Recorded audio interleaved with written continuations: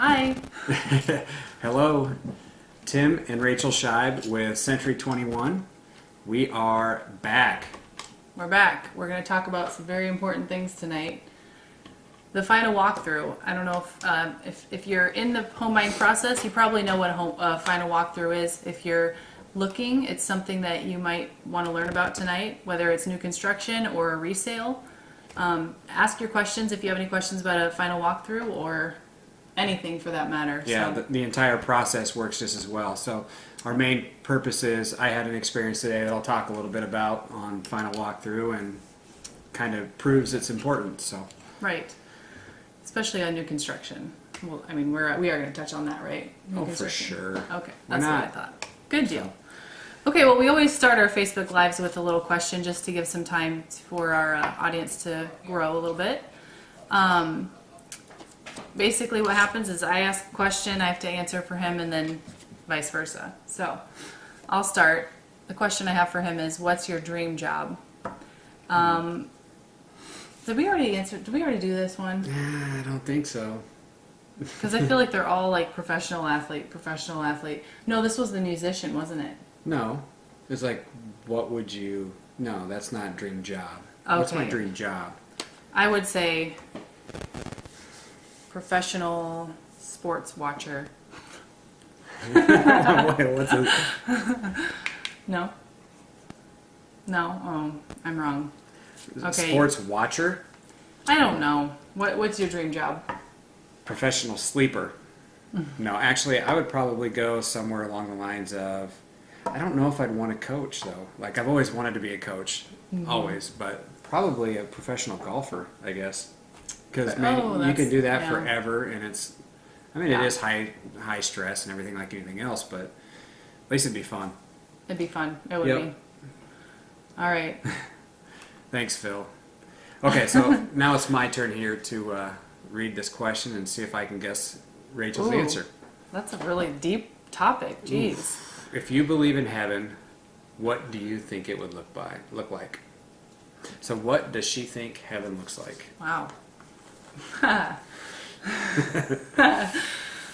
know one. Well, I would be there. Oh, sorry. I didn't mean to laugh. She's at that. blushing. I don't know. I would say that it would be green. Mm-hmm. Lots of green grass. No litter.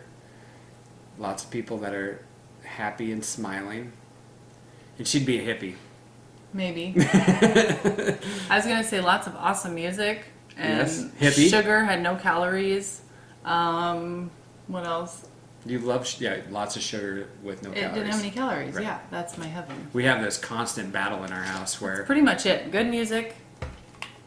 And, she buys a lot of stuff with sugar, and she makes a lot of stuff with sugar. It drives me crazy. But you like it. It's yummy. Yeah, Delicious. but when it's there, I eat it all, and then it drives me crazy. It makes me mad. Yeah. And it's my fault, kind of. But see, I don't buy it, Well, and I definitely don't bake it. I can't help it. It's the way I was raised, honey. Sorry. Yep. Okay. So, do you want to start talking about final walkthroughs, or would you like me to start the topic? Why don't you start? Let's see what you got. Okay. I'll start with the new construction walkthrough because I think they're fun. So, when you're building a new house or buying spec home, you have what's called a builder final walkthrough. So, you'll go through with a builder, and he'll go through everything from he should go through everything from the basement all the way up to the attic. Do people still have attics? Oh, come on. I'm just joking. When I think of attic, I think of the attic in the house that I grew up with, which is like a real true attic. You go up in there and Yeah. you know. You have stairs up to it. It doesn't really happen all that often, but it'd be cool if it did. But you go through and you just basically learn about all the different appliances in the house. You learn about the water heater, the furnace, any quirks the house has, the builder will probably go through and just explain what all those are. If there's any touch-ups that need to be made, you're going to get a roll of blue tape and you're going to stand 4 feet away from the wall and you're going to look for any imperfections. Cabinet drawers, you want to make sure they're straight, because that is basically it. If you once you close, you have to wait until the warranty work is done. So that might be 3 months, it might be a year. And different builders do it different ways. Some builders Yeah. have what they call the 1 month walkthrough and then the 11-month walkthrough. So if they have a 1-year warranty, that means that after, because we all know when you do your final walkthrough, you're not going to catch everything. So when you go through and you're looking at a new house, this is new house, by the way, when you're looking at everything, a week later you're laying in bed and you look over at the wall and you're like, I see white through that, you know, like we have it up in our bathroom and it's, you know, 4 years later. But Yeah. the thing is you can't catch everything at the final walkthrough. So sometimes a builder will do a 1 month to get all that stuff that you didn't see, you know, at the time that you did the actual walkthrough. But then they do the 11 month, and usually they just tell you, you know, put a piece of paper on the inside of your cabinet door. Every time you see something, write it down.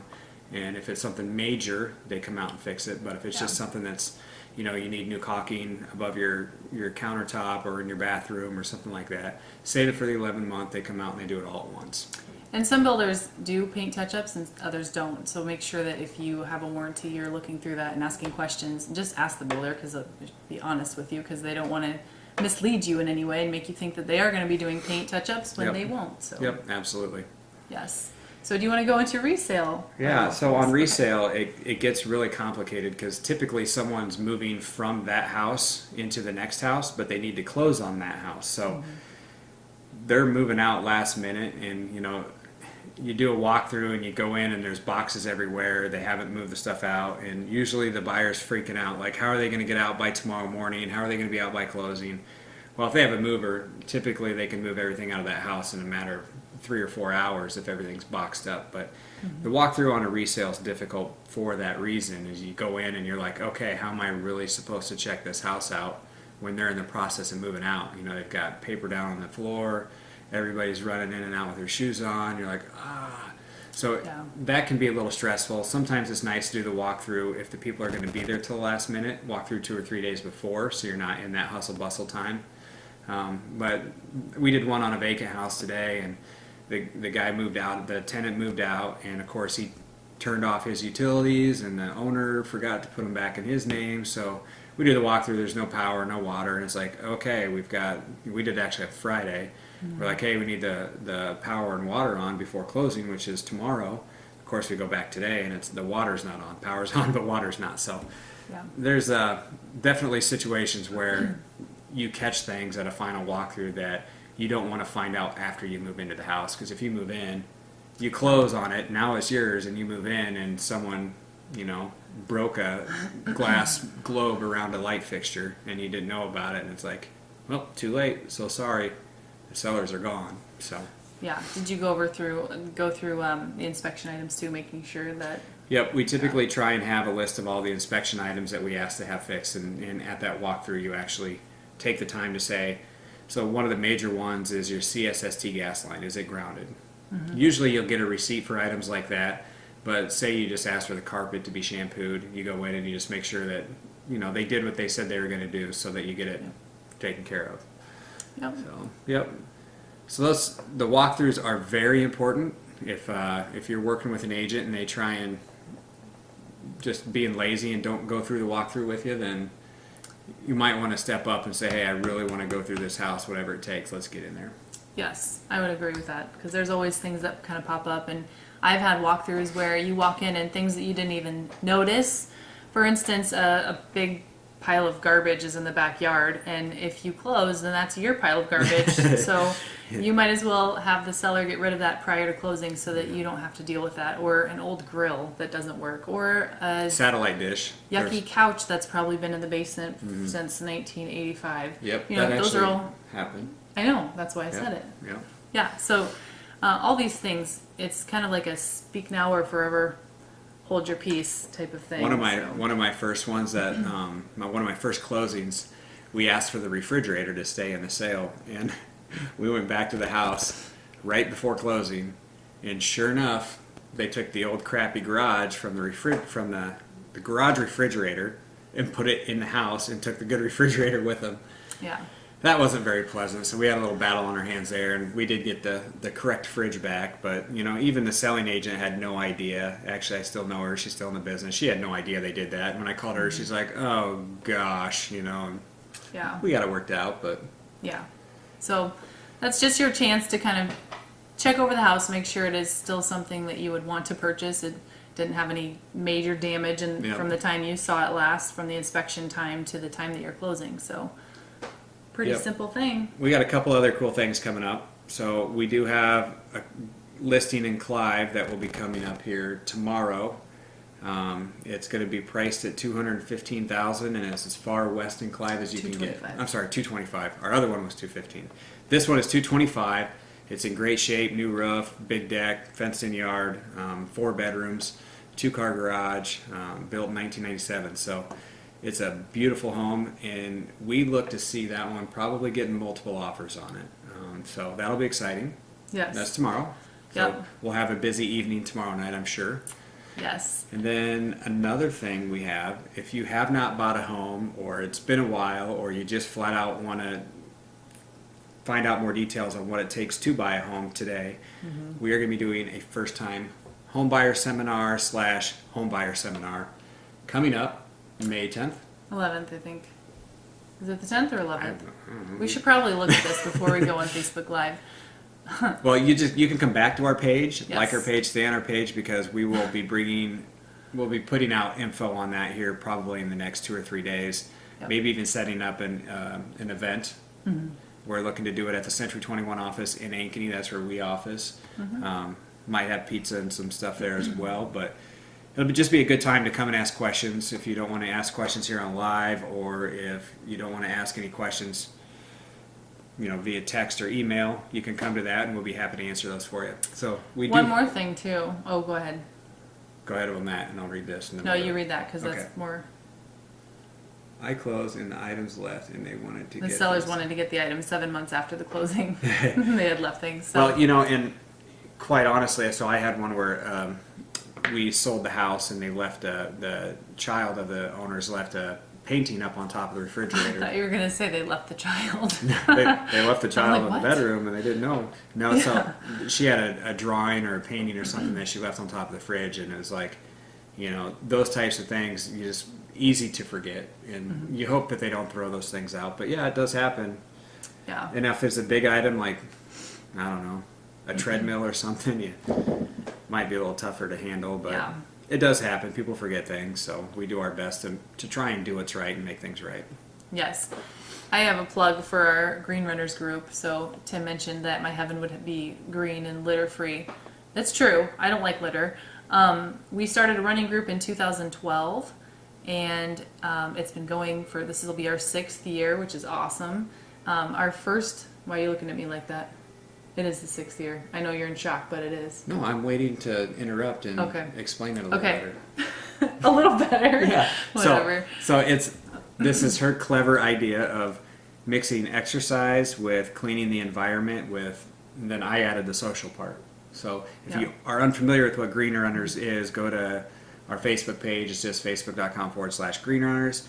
And we don't always run. You don't have to be a great runner or even run at all. Yep. But we walk, we take kids with us, we jog, and we just pick up as much trash as you can find, which happens to be a lot. Yes. That's basically what I was going to say, but then you just said it better, so. I did. But join us. Our first run is this Thursday. The first 15 people that show up will be getting free Drake relay tickets for the Friday night session, which is awesome, and we thank Drake University for helping and partnering with us. But if you have any questions, just go to the Green Runners Facebook page. I had to put that plug in there because I'm so excited that we're starting up again. And this year I'm not pregnant, so that will be even better. I can actually move, and I won't be, dying of sweat and being, this And- whole thing just didn't work out so well with the green runs.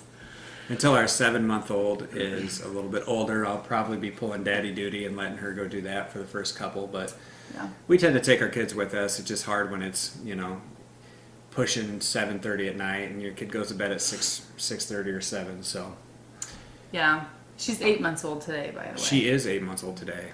He doesn't have a 7-month-old anymore. He lied. I totally She's lied. now 8 months, so No, she's at least 7 months. whatever. I said at least. Whatever. So Anyway. anyway. Well, Jinx. yeah. Well, we're probably going to wrap it up tonight.